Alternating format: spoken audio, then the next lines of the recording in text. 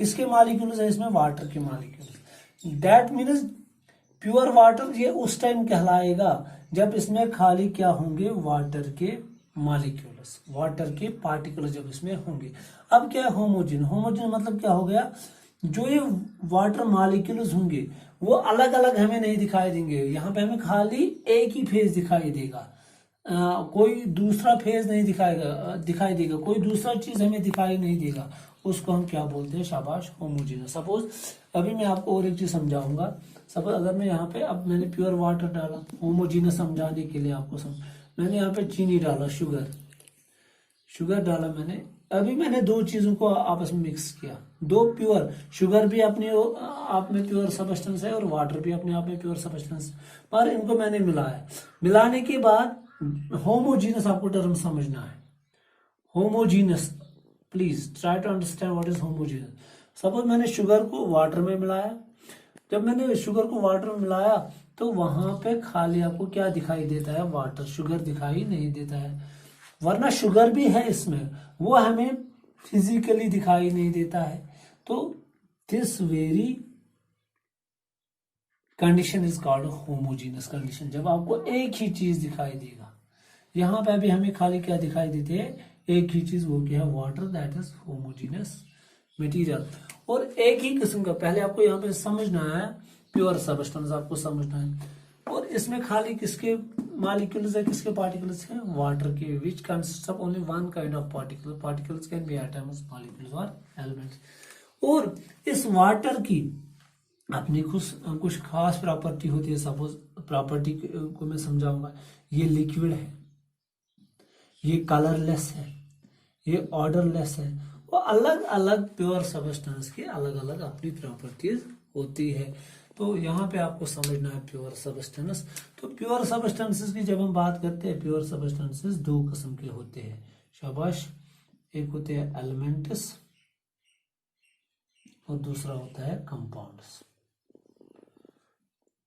Element क्योंकि समझना है आपको acids, basis and salts, elements और कंपाउंड्स। और एक टर्म यहाँ पे आते हैं प्योर सबस्टेंसेस में, और एक टर्म आते हैं मॉलिक्यूल्स।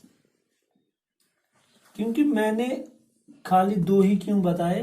क्योंकि ये मॉलिक्यूल टर्म एलिमेंट से भी जुड़ी है, ये कंपाउंड से भी जुड़ी है। ये आपको मैं समझाऊंगा।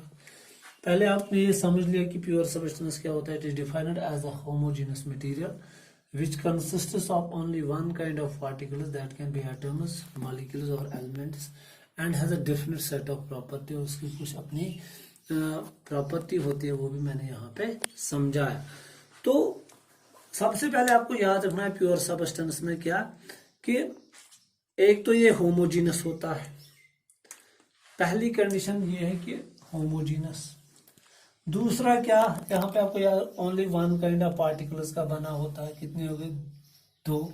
और तीसरी, इस प्योर सबस्टेंस की क्या होती है? It is having different set of properties. They are the three properties that you have to remember.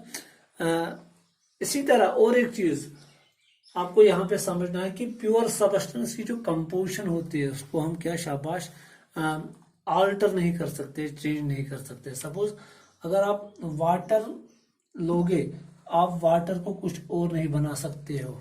Water H2O ही है, इसको आप ऑल्टर नहीं कर सकते हो। That is called pure substance. That means जो कंपोजिशन होती है, फिजिकल मीनिंग, केमिकली तो हम कर सकते हैं, फिजिकली हम इसको कोई तब्दीली नहीं ला सकते हैं। और एक प्रॉपर्टी में यहाँ लिखूंगा, द कंपोजिशन, तीन तो मैंने बताई। There are three properties associated with pure substance. एक, होमोजीनस होना चाहिए, एक ही किस्म के पार्टिकल्स का बना होना चाहिए, उसमें उस प्योर सबस्टेंस में डिफरेंट सेट ऑफ प्रॉपर्टीज होना चाहिए। और जो कंपोजिशन है, the composition of pure substance, can not be altered. Alter मतलब हो गया चेंज। आप किसी भी प्योर सबस्टेंस की जो कंपोजिशन है, बनावट है, उसको आप चेंज नहीं कर सकते हो। Can not be altered by any physical method. Physical method मतलब क्या हो गया? सपोज सिंपल बीट करने से, बॉयल करने से, फ्रीज करने से आप क्या शाबाश किसी प्योर सबस्टेंस की कंपोजिशन चेंज नहीं कर सकते हो। वही हो गया by any physical means. Chemical means से आप किसी भी प्योर सबस्टेंस को, उसकी कंपोजिशन को चेंज कर सकते हो, बट नॉट फिजिकली। इसी को हम क्या बोलते हैं, प्योर सबस्टेंस। और मैंने आपको बताया जो प्योर सबस्टेंसेस होते हैं वो दो किस्म के होते हैं, एलिमेंट्स और कंपाउंड्स। अब मैं यहाँ पे आपको समझाऊंगा कि एलिमेंट क्या होता है और कंपाउंड क्या होता है, ये आपको जानना जरूरी है। होप आपने ये समझ लिया होगा।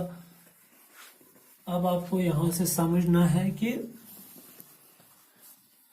क्योंकि मैंने आपको बताया प्योर सबस्टेंसेस कितने किस्म के होते हैं, शाबाश, दो, एलिमेंट्स एंड कंपाउंड्स। एलिमेंट अब आपको समझना है पहले कि एलिमेंट क्या होता है। तो क्योंकि खुद मैंने बताया ये दो किस्म के होते हैं। Element is a pure substance जिसको हम फर्दर ब्रेक नहीं कर सकते हैं। It can not be broken into two or more simpler substances by any known physical or chemical method. तो इसको हम क्या बोलते हैं, शाबाश, एलिमेंट। डिफिनेशन, दो डिफिनेशन मैं लिखूंगा। Element is defined as a pure substance that cannot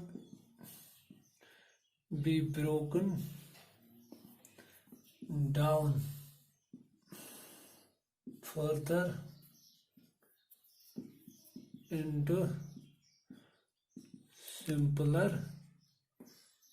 substances by any physical or chemical method।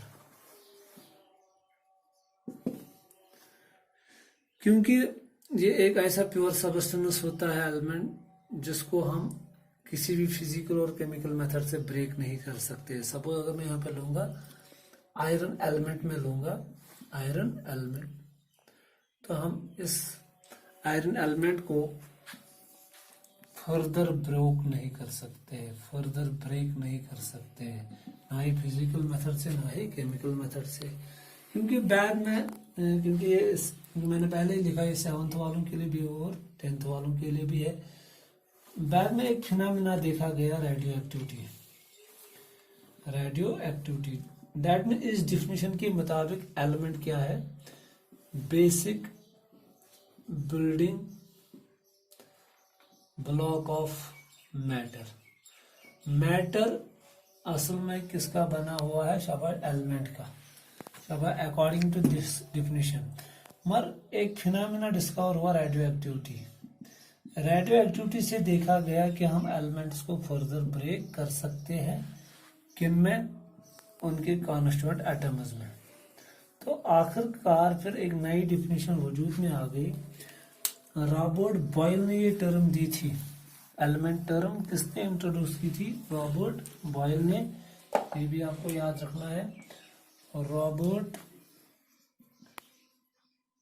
Boil ने ये टर्म इंट्रोड्यूस की थी। और ये डिफिनीशन जो है, शाबाश, ये भी इसी ने दिया था, एल लेवाइजर की मदद से इसने ये डिफाइन भी किया था। एलिमेंट की डिफिनीशन ये उन्होंने दी थी। पर जब रेडियो एक्टिविटी फिनोमेना डिस्कवर हुआ, वहां से देखा गया कि हम एलिमेंट को भी ब्रेक कर सकते हैं इसके कॉन्स्टिट्यूएंट पार्टिकल्स में, और वो पार्टिकल्स क्या देखे गए, उस एलिमेंट के एटम्स। तो फिर नई डिफिनेशन दी गई, क्या, एलिमेंट इज डिफाइंड